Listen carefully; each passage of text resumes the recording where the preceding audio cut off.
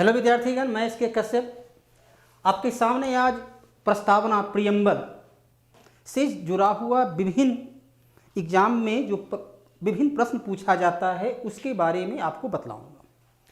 विद्यार्थीगण, प्रस्तावना जो पूरे संविधान का एक निचोड़ है, पूरे संपूर्ण संविधान को एक वाक्य में समाहित कर देना ही प्रस्तावना है। और उस एक पंक्ति से विभिन्न एग्जाम में, चाहे वो एनटीपीसी हो, ग्रुप डी हो या बीपीएससी या संघ लोक सेवा आयोग से जुड़ा हुआ प्रश्न हो, उसमें तकरीबन 14-15 प्रकार से प्रश्न प्रस्तावना के माध्यम से पूछा जाता है। आज से चंद वर्ष पहले तक प्रस्तावना से 2-3 प्रश्न ही पूछा जाता था, लेकिन वर्तमान समय में परीक्षा का में जिस प्रकार से प्रश्न पूछने का ट्रेंड में परिवर्तन हुआ है, कंसेप्ट से जुड़ा हुआ, उसके आंतरिक भाव से जुड़ा हुआ, उसमें अंतर्निहित जो हिडन प्रश्न छिपा होता है, उससे प्रश्न पूछने की जो आजकल नया ट्रेंड उभर कर आया है, तो हम देखते हैं कि विभिन्न एग्जाम में प्रस्तावना से तकरीबन 15 से अधिक प्रश्न पूछा जाता है। प्रस्तावना एक ऐसा क्षेत्र है, जब आप छठा क्लास के विद्यार्थी रहे होंगे तो याद कीजिए शिक्षक आपको प्रस्तावना उस समय याद कराते होंगे, और वो प्रस्तावना जो छठा क्लास में पढ़े वह बीए एमएस लेकर तमाम परीक्षा में आपको प्रतियोगिता प्रश्नों के रूप में आपके सामने रहता है, प्रतियोगी परीक्षा में प्रश्नों के रूप में आपके सामने रहता है। तो प्रस्तावना से जुड़ा हुआ जो विभिन्न प्रश्न है उससे संबंधित और प्रस्तावना में जो अंतर्निहित भाव है उससे संबंधित विषयों पर हम आज चर्चा करेंगे। और आप पाएंगे कि जब आप भी सेट बनाते होंगे, किसी एग्जाम में बैठते होंगे, तो कैसे कैसे प्रस्तावना से प्रश्न पूछता है और वो तमाम प्रश्न को आप आसानी से हल कर सकते हैं, उसमें कभी कोई कठिनाई नहीं होगी। प्रस्तावना आपके सामने स्क्रीन पर आपको दिख रहा है। तो इस प्रस्तावना से हमें क्या क्या प्रश्न की जानकारी चाहिए, क्या क्या इससे जुड़े हुए अंतर्निहित भाव से हमें समझ उत्पन्न होना चाहिए, जो कि विभिन्न एग्जाम में पूछे गए प्रश्न को हल करने में हमें सहूलियत प्रदान करे। सबसे पहले जो देखना है, प्रस्तावना है क्या। प्रस्तावना भारतीय संविधान का अनेक शब्दों में एक शब्द है, अर्थात प्रस्तावना जो है वो भारतीय संविधान का भावार्थ है, भारतीय संविधान का तमाम निचोड़ है। इसी कारण प्रस्तावना को भारतीय संविधान का आत्मा डॉक्टर सुभाष कश्यप के द्वारा कहा गया। संविधान की प्रस्तावना को संविधान का हृदय कहा गया। तो संविधान की प्रस्तावना को हृदय और प्रस्तावना को ही संविधान का आत्मा कहा गया। यहाँ पर ध्यान रखना यह है कि यदि प्रश्न पूछा जाता है कि संविधान का हृदय एवं आत्मा दोनों को जब इंक्लूड कर देते हैं, साथ कर देते हैं, तब उत्तर हो जाता है संवैधानिक उपचार का अधिकार अनुच्छेद 32। लेकिन जब दोनों को अलग अलग रखते हैं, प्रस्तावना को संविधान का आत्मा कहा गया है डॉक्टर सुभाष कश्यप के द्वारा, और हृदय कहा गया है पंडित जवाहरलाल नेहरू के द्वारा। इस प्रस्तावना से जुड़ा हुआ जो तमाम तथ्य है, सबसे पहले इसका देखना है कि प्रस्तावना का स्रोत क्या है। तो संविधान का जो स्रोत है उसको देखना है। एक, इसका उद्देश्य क्या है, इसके बारे में जानकारी प्राप्त करना है। इसकी प्रकृति क्या है। तो 3 तथ्य इसमें आता है, संविधान का स्रोत, संविधान का उद्देश्य और संविधान की प्रकृति। क्योंकि इस पूरे संविधान को एक पंक्ति में बतलाया गया है। तो संविधान का स्रोत देखिए, कहता है कि हम भारत के लोग।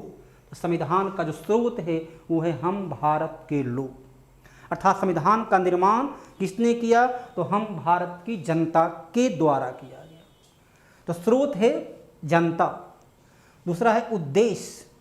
तो संविधान का उद्देश्य क्या है, तो संविधान का उद्देश्य है संपूर्ण प्रभुत्व संपन्न, समाजवादी, पंथ निरपेक्ष, लोकतंत्रात्मक गणराज्य की स्थापना करना, ये संविधान का उद्देश्य होता है। तो उद्देश्य है संपूर्ण प्रभुत्व संपन्न समाजवादी पंथ निरपेक्ष लोकतंत्रात्मक गणराज्य की स्थापना करना संविधान का उद्देश्य है।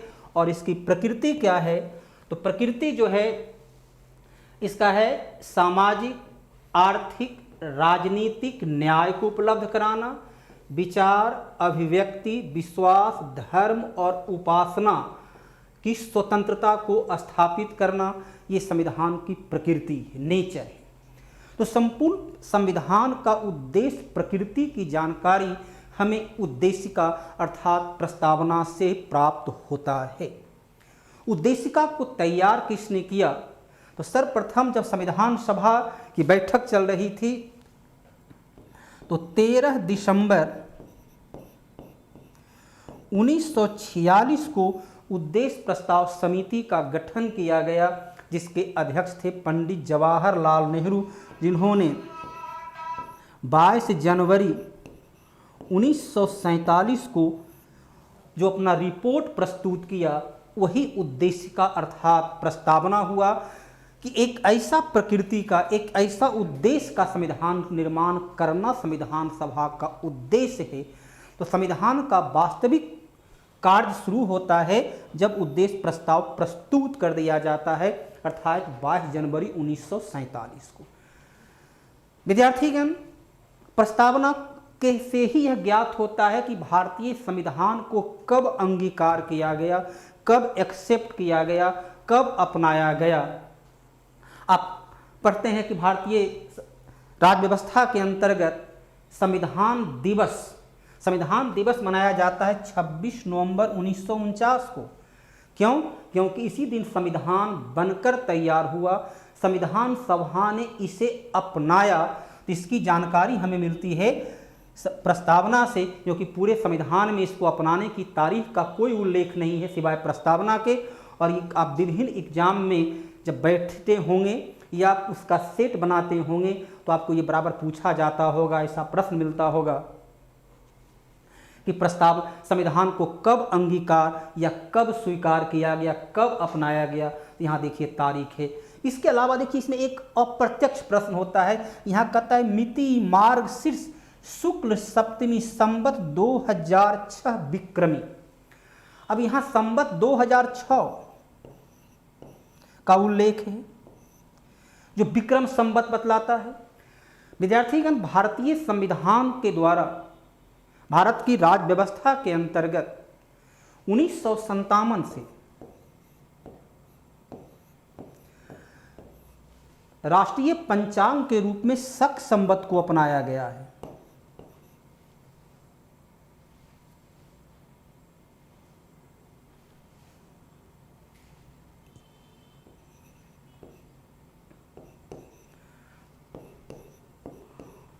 शक संवत को अपनाया गया है, लेकिन यहां पर देखिए जो दिया हुआ शीर्षक है वो है विक्रमी संवत।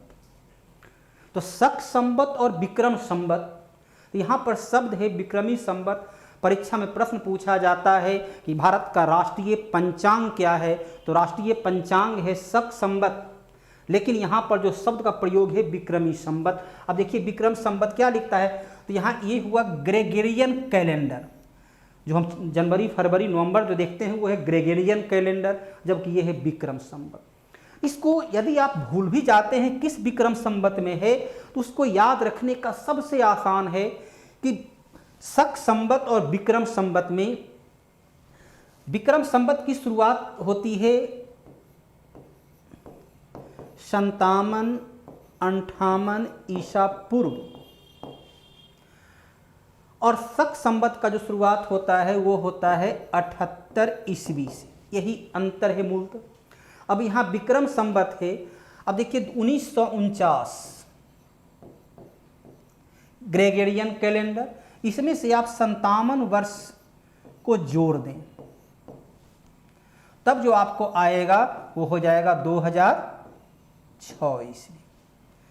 आज की तारीख से यदि निकालना है तो आज का है 2020, इसमें 57 वर्ष को आप जोड़ दें, तब जो प्राप्त हो जाएगा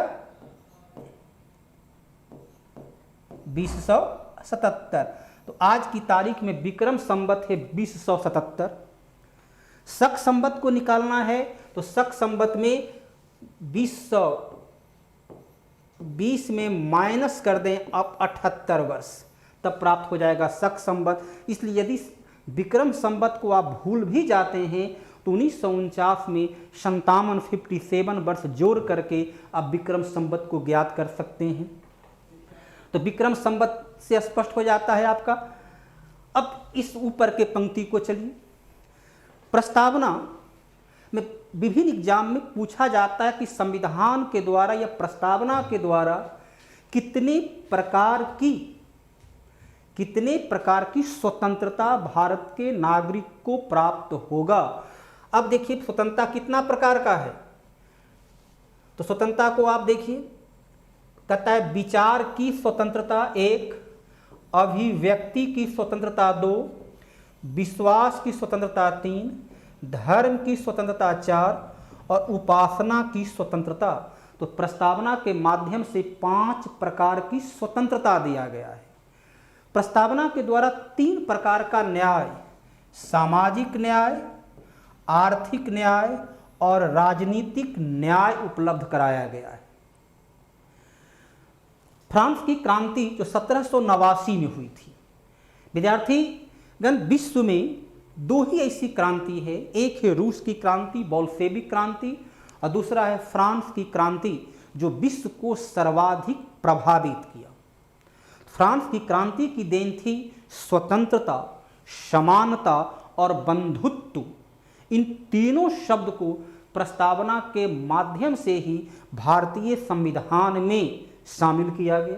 अब यहाँ देखिए स्वतंत्रता, समता, बराबरी, समानता और बंधुत्व, ये देखिए बंधुत्व। तो फ्रांस की क्रांति की देन स्वतंत्रता, समानता और बंधुत्व, इन तीनों शब्द को प्रस्तावना के माध्यम से ही संविधान में शामिल किया गया है। संविधान फ्रांस की क्रांति की देन को स्वीकृति प्रदान किया है, फ्रांस की क्रांति की देन को संविधान अपनाया है। तो स्वतंत्रता, समानता और बंधुत्व, बंधुता का उल्लेख सिर्फ एक बार किया गया है। किस लिए? एकता और अखंडता को सुनिश्चित करने के लिए, भारत की राष्ट्र की एकता और अखंडता को बनाए रखने के लिए आपस में बंधुता का, आपस में सहयोग का, एक दूसरे के साथ भाईचारा का संबंध होना चाहिए। तो इसका उल्लेख है बंधुता के साथ। अब समानता कैसा हो? तो प्रतिष्ठा और अवसर की समानता हो। कैसी समानता? तो समाज में सभी वर्ग को, चाहे वो किसी वर्ग से, किसी जाति से, किसी धर्म से आते हैं, वो भारतीय नागरिक हैं, तो सबको एक समान प्रतिष्ठा प्राप्त होगी, सबको समान अवसर उपलब्ध होगा। उसकी योग्यता, उसकी कार्य क्षमता, एबिलिटी, इफिशियंसी के आधार पर किसी भी नागरिकों के साथ कोई भेदभाव नहीं किया जाना, सबको प्रतिष्ठा और अवसर की समानता, ये हमें संविधान के प्रस्तावना से ही ज्ञात होता है। फिर इसी चूंकि पूरे संविधान को निचोड़ रूप है प्रस्तावना, तो समता का अधिकार, हमें अवसर की समानता का अधिकार की जानकारी मौलिक अधिकार से प्राप्त होती है। उपासना और धर्म का अधिकार हमें मौलिक अधिकार से प्राप्त होता है।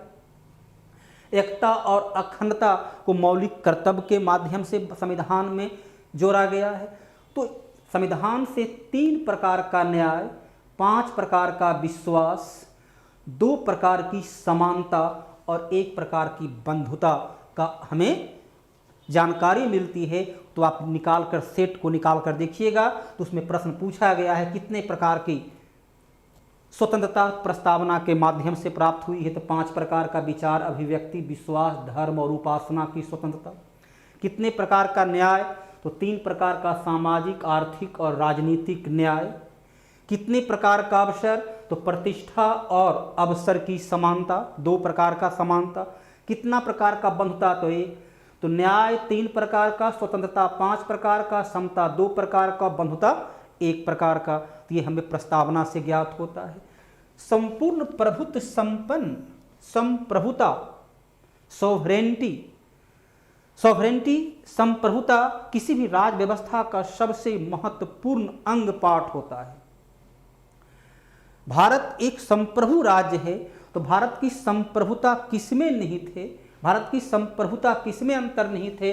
तो जनता में। हम भारत के लोग भारत को एक संपूर्ण प्रभुत्व संपन्न राष्ट्र बनाते हैं। संप्रभुता किसको कहते हैं? तो संप्रभुता की परिभाषा प्रोफेसर ऑस्टिन के द्वारा दिया गया है कि लोकतांत्रिक शासन व्यवस्था में राज्य के नागरिकों के द्वारा चुनी गई वह सरकार जो सभी प्रकार का आंतरिक और बाह्य निर्णय लेने के लिए स्वतंत्र हो। जनता के द्वारा चुनी गई वह सरकार जो अपना सभी प्रकार का निर्णय लेने को स्वतंत्र हो, उस पर किसी प्रकार का बाह्य हस्तक्षेप नहीं होता हो, कोई बाहरी शक्ति उसे प्रभावित नहीं कर सकता हो। तो इस परिभाषा के आधार पर बिहार एक राज्य नहीं है। हम लोग बोलते हैं बिहार एक राज्य है, परीक्षा में आप फॉर्म भरते हैं किस राज्य के निवासी हैं, आप लिखते हैं बिहार के निवासी हैं, लेकिन संविधान की प्रस्तावना के आधार पर बिहार एक राज्य नहीं है। विद्यार्थीगण, राज्य के लिए 4 आवश्यक शर्त होता है: भूमि, जनसंख्या, सरकार और संप्रभुता। तो संप्रभुता भारत की जनता के पास है। एक उदाहरण आपके सामने है। चलिए, वर्तमान प्रधानमंत्री नरेंद्र दामोदर दास मोदी कभी गुजरात का मुख्यमंत्री हुआ करते थे। आज आप देखते हैं अमेरिका और भारत के बीच बहुत ही बेहतर और मधुर संबंध है। अमेरिका के चुनाव में भी डोनाल्ड ट्रंप और नरेंद्र मोदी की दोस्ती की चर्चा है। विद्यार्थीगण, जब नरेंद्र मोदी गुजरात का मुख्यमंत्री हुआ करते थे, उन्हें अमेरिका जाना था, लेकिन अमेरिका की सरकार ने उन्हें अमेरिका आने की इजाज़त नहीं दिया, क्योंकि उन पर आरोप था कि वो अवसर की समानता का उल्लंघन करते हैं, संविधान की धर्म और उपासना की स्वतंत्रता में बाधक हैं, किसी धर्म विशेष को वह बढ़ावा देते हैं, किसी धर्म विशेष के प्रति उनकी विचार संकीर्ण है। लेकिन वह भी जनता के द्वारा चुने गए मुख्यमंत्री थे, 2/3 बहुमत से चुने गए मुख्यमंत्री थे, लेकिन अमेरिका उन्हें अपने देश आने की इजाज़त नहीं देता है। लेकिन उसी नरेंद्र दामोदर दास मोदी को जब भारत की जनता ने अपना प्रधानमंत्री चुना, तो अमेरिका उनके स्वागत के लिए पलक पावरे बिछाए हुए। तो चूंकि भारत की संप्रभुता भारत की जनता के पास से, भारत की जनता के द्वारा लिया गया निर्णय अंतिम और प्रभावी होगा, उसे कोई बाह्य शक्ति प्रभावित नहीं कर सकता है। गुजरात या बिहार के पास संप्रभुता नहीं है, इसलिए गुजरात की जनता के द्वारा लिया गया निर्णय को अमेरिका की जनता स्वीकार नहीं करता है, लेकिन भारत की जनता के द्वारा लिया गया निर्णय को अमेरिका की जनता स्वीकार करता है। इसका स्रोत क्या है? तो हम भारत के लोग भारत को संपूर्ण प्रभुत्व संपन्न बनाए हैं। तो परिभाषा के आधार पर राज्य भारत है, राज्य पाकिस्तान है, राज्य अमेरिका है, राज्य इंग्लैंड है, बिहार राज्य नहीं। प्रस्तावना में अब तक 1 बार संशोधन हुआ है। अब इसको कैसे मिटाया जाए? प्रस्तावना में अब तक 1 बार संशोधन हुआ है, सिर्फ 1 बार। 42वां संविधान संशोधन के द्वारा 1976 में प्रस्तावना में संशोधन किया गया, और इस संशोधन के द्वारा प्रस्तावना में समाजवाद,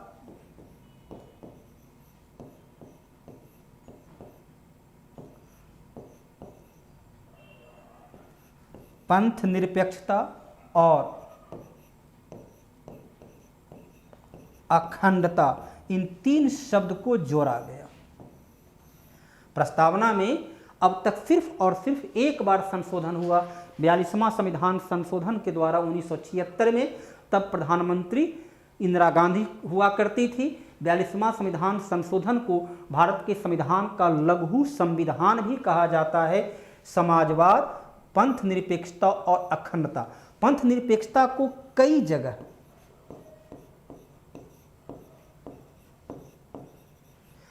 धर्मनिरपेक्षता के रूप में भी लिखा गया। सेकुलरिज्म संविधान में शब्द है, क्योंकि संविधान अंग्रेजी में लिखा गया, तो वहाँ जो टर्म है वो है सेकुलरिज्म। सेकुलरिज्म का अर्थ हिंदी में जो रूपांतरण भारत सरकार के द्वारा किया गया है वो है पंथ निरपेक्षता, धर्म निरपेक्षता नहीं है। क्योंकि विद्यार्थीगण सामान्य अवस्था में धर्मनिरपेक्षता पंथ निरपेक्षता दोनों पर्यायवाची शब्द के रूप में प्रयोग होता है, लेकिन व्यवहार में पर्यायवाची है नहीं। पंथ निरपेक्षता एक ब्रॉड, एक विशाल शब्द है।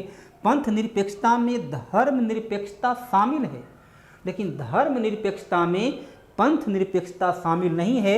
यदि आप रीजनिंग की भाषा में इसको देखते हैं तो पंथ निरपेक्षता में धर्म निरपेक्षता शामिल है, लेकिन धर्म निरपेक्षता में पंथ निरपेक्षता शामिल नहीं है। अब एक ही धर्म, चलिए धर्म है मुस्लिम इस्लाम, धर्म है सिख, धर्म है ईसाई, धर्म है बौद्ध जैन। अब बौद्ध में हीनयान और महायान दो पंथ है। ये बौद्ध में हीनयान महा, जैन में श्वेतांबर और दिगंबर नाम से दो पंथ है। ईसाई में प्रोटेस्ट और कैथोलिक नाम से दो पंथ है। इस्लाम में शिया और सुन्नी के नाम से दो पंथ है। हिंदू में भी शैव और वैष्णव के नाम से दो पंथ है। या और भी पंथ, अद्वैतवाद, द्वैतवाद, शुद्धाद्वैतवाद, द्वैताद्वैतवाद। तो अलग अलग एक ही धर्म में अलग अलग पंथ, अलग अलग विचारधारा हो जाता है। तो संविधान कहता है किसी धर्म ही नहीं बल्कि उसकी अलग अलग पंथ के आधार पर भी, अलग अलग विचार के आधार पर भी किसी भी नागरिकों के साथ भेदभाव नहीं किया जाएगा। यह है पंथ निरपेक्षता। परीक्षा में कभी विकल्प में धर्म निरपेक्षता लिखता है तो कभी पंथ निरपेक्षता लिखता है। यदि दोनों विकल्प में दे तो उत्तर पंथ निरपेक्षता होगा, धर्म निरपेक्षता उत्तर नहीं होगा। इस बात को ध्यान रखना है। तो प्रस्तावना में 3 शब्द को जोड़ा गया। इसके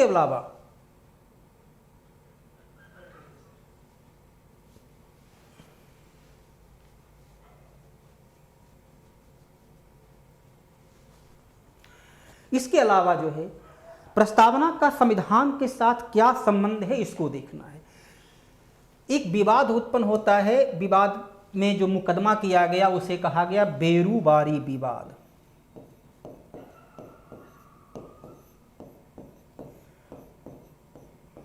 बेरूबारी विवाद में सर्वोच्च न्यायालय ने निर्णय दिया। यह विवाद हुआ था 1960 ईस्वी में।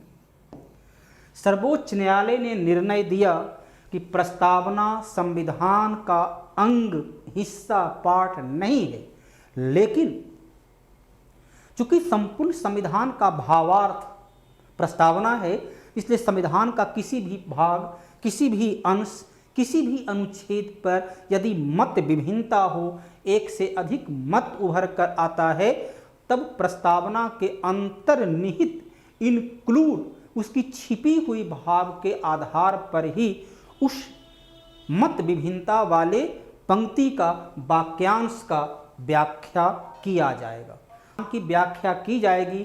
लेकिन प्रस्तावना संविधान का अंग नहीं है। यह निर्णय बेरूबारी विवाद में दिया गया। पुनः 1973 में एक मुकदमा सुप्रीम कोर्ट जाता है, उसका नाम हो जाता है केशवानंद भारती विवाद। अभी अखबार के पन्नों पर आपने पढ़ा होगा, इसी वर्ष, इसी महीने, विगत महीना में, अक्टूबर महीना में ही केशवानंद भारती जिसने मुकदमा की थी, एक महिला थी, उसकी मृत्यु हो जाती है। तो केशवानंद भारती विवाद 1973 में लाया गया। इस विवाद में सर्वोच्च न्यायालय ने बेरूबारी विवाद के निर्णय को पलट दिया और अपने पूर्व के निर्णय की समीक्षा करते हुए केशवानंद भारती विवाद में सुप्रीम कोर्ट ने कहा कि प्रस्तावना सहित संविधान के किसी भी भाग पर संसद को परिवर्तन, संशोधन करने का अधिकार प्राप्त है। प्रस्तावना सहित संविधान के किसी भी भाग पर संशोधन करने का अधिकार प्राप्त है, लेकिन मूल संविधान की जो ढांचा है, संविधान का जो आधार है, बेस है, उसमें परिवर्तन नहीं होना चाहिए। तो प्रकृति संविधान का क्या था? आपको पहले बता चुके, संविधान की प्रकृति है समाजवाद, पंथ निरपेक्ष, लोकतंत्रात्मक, गणराज। तो इस जो प्रकृति है, उस नेचर में, उस प्रकृति में बदलाव नहीं होना चाहिए। इस प्रकार से ये था आपका प्रस्तावना। इससे जो प्रश्न पूछा जाता है, प्रस्तावना क्या है? तो प्रस्तावना संविधान का एक अंग है, संविधान का निचोड़ है, संविधान का भावार्थ है। प्रस्तावना अमेरिका के संविधान से लिया गया। किस देश के संविधान से लिया गया? तो अमेरिका के संविधान से लिया गया। प्रस्तावना की लैंग्वेज, भाषा, यह ऑस्ट्रेलिया के संविधान से लिया गया। प्रस्तावना में संशोधन कब हुआ? तो 42वां संविधान संशोधन 1976 में। कितने बार? तो अब तक एक बार। प्रस्तावना में कौन कौन से शब्द जोड़े गए? तो यहाँ पर देखिए शब्द है समाजवाद, पंथ निरपेक्षता और अखंडता, ये 3 शब्द को जोड़ा गया। बेरूबारी विवाद, किस विवाद में कहा गया कि प्रस्तावना संविधान का अंग नहीं है? तो बेरूबारी विवाद 1960। किस विवाद में ये कहा गया कि प्रस्तावना संविधान का अंग पार्ट है? तो केशवानंद भारती विवाद 1973। कितने प्रकार का न्याय? 3 प्रकार का, स्वतंत्रता 5 प्रकार का, बंधुता 1 प्रकार का, समानता 2 प्रकार का। भारत कैसा राष्ट्र है? तो लोकतंत्रात्मक राष्ट्र है। कैसा है? तो गणतंत्रीय राष्ट्र है। क्या है? समाजवाद। तो समाजवाद किसको कहते हैं? जहां आय और संपत्ति का असमान वितरण को कम करने का प्रयास किया जाता हो, उसे समाजवाद कहा जाता है। पंथ निरपेक्षता, जहां धर्म के आधार पर किसी के साथ भेदभाव नहीं किया जाता हो। लोकतंत्र की सबसे अच्छा परिभाषा इब्राहिम लिंकन के द्वारा दिया गया, democracy is the by the people for the people of the people. तो लोकतंत्र। गणराज्य, जहां का राष्ट्राध्यक्ष निर्वाचित होता हो। संपूर्ण प्रभुत्व संपन्न, ये आप स्पष्ट रूप से समझ चुके हैं पहले ही। इस प्रकार से ये था प्रस्तावना और उससे जुड़ा हुआ विभिन्न प्रकार से पूछे जाने वाले प्रश्नों की श्रृंखला, जिसमें तमाम प्रश्न को आपको पूरी तरह अलग अलग करके बतलाया गया। और मैं उम्मीद करता हूं कि प्रस्तावना से जुड़ा हुआ किसी भी प्रश्न को हल करने में वर्तमान से लेकर भविष्य में आपको कोई कठिनाई नहीं रहेगी। धन्यवाद।